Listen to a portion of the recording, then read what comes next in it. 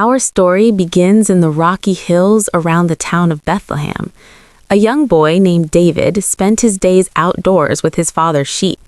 He was the youngest of 8 brothers.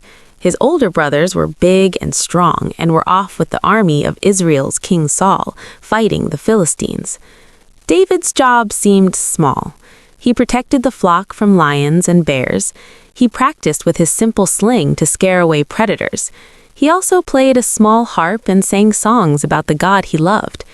He learned to be brave, not by fighting in an army, but by trusting God in the quiet fields.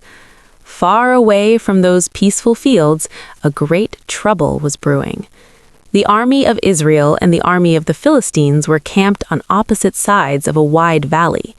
Every morning and every evening, a huge Philistine warrior named Goliath would stomp out into the middle of the valley. He was over 9 feet tall. His armor was so heavy a normal man could not wear it. His voice was like thunder. He would shout across to the Israelite soldiers. He dared them to send one fighter to face him. The winner's army would rule the losers. For 40 long days Goliath did this, and for 40 long days, every soldier in King Saul's army, even the king himself, was filled with a deep and terrible fear. Not a single man was brave enough to answer the challenge. One day, David's father, Jesse, called him from the fields. He was worried about David's older brothers who were with the army. He packed a bag of roasted grain and fresh bread for them. He also sent 10 special cheeses for their commander. He told David to take these supplies to the battlefront and to bring back news of his brothers. Early the next morning, David left his sheep with another shepherd and began the journey to the Valley of Elah. He arrived just as the 2 armies were lining up for the day and shouting their war cries.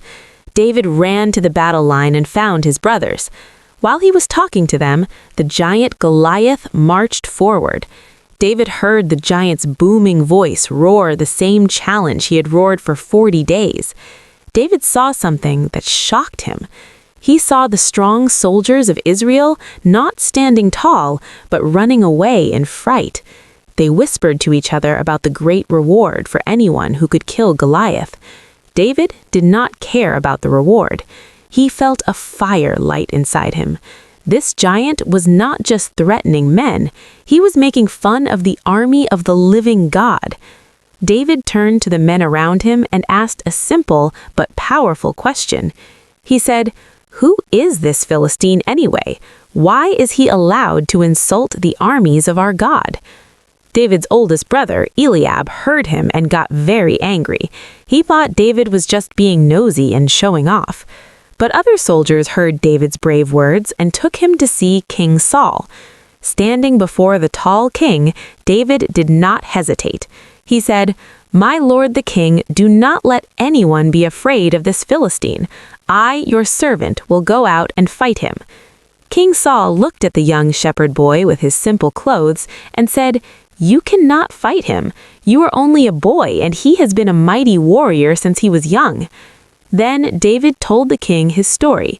He explained how he had to protect his father's sheep. He said, "When a lion or a bear came and took a lamb from the flock, I would chase it. I would strike it down and rescue the lamb. If the animal turned on me, I would grab it and defeat it.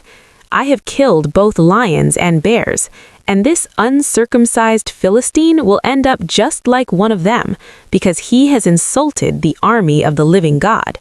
The Lord who saved me from the claws of the lion and the bear will save me from the hand of this giant." King Saul saw the fierce faith in David's eyes. He was convinced. He said, "Go then, and may the Lord be with you." He gave David his own royal armor to wear. David put on the heavy bronze helmet and the big coat of mail. He tried to walk, but he could not. He said, "I cannot use these. I am not used to them." So he took it all off. Instead, he picked up his shepherd's staff, he walked to a nearby stream and chose 5 smooth, round stones for his sling. With his sling in his hand and his faith in God in his heart, David walked out alone into the wide valley to face the giant. The giant, Goliath, with his shield-bearer walking in front of him, slowly moved forward. When he saw David coming, he was insulted. He looked David up and down and saw a healthy but young boy with only a stick. Goliath roared, "Am I a dog that you come at me with a stick?" He cursed David by the names of his own Philistine gods and shouted, "Come here and I will feed your body to the birds and wild animals." David did not run. He started walking faster toward Goliath. He shouted back with a voice full of courage, "You come against me with a sword, a spear, and a javelin, but I come against you in the name of the Lord of heaven's armies, the God of the armies of Israel, the very one you have insulted. Today the Lord will hand you over to me. I will strike you down and cut off your head, and everyone here will know that the Lord does not need swords or spears to save his people. The battle belongs to the Lord, and he will give you into our hands." As Goliath took a step closer to attack, David reached into his shepherd's bag. He pulled out one smooth stone. He placed it in the leather pouch of his sling. He swung the sling around and around by his side. Then he let the stone fly. It whistled through the air and struck Goliath right in the middle of his forehead. The stone sunk deep. Goliath's eyes went wide. He crashed face first onto the ground with a sound that shook the valley floor. David ran over to the fallen giant. Since he had no sword of his own, he pulled Goliath's own enormous sword from its sheath. With it, he cut off Goliath's head. When the Philistine soldiers saw their mighty champion was dead, they turned and ran away as fast as they could. The Israelite soldiers let out a great cheer and chased after them. David's faith had turned their fear into victory. That day, everyone learned that true courage comes not from being big and strong, but from trusting in a God who is bigger than any giant.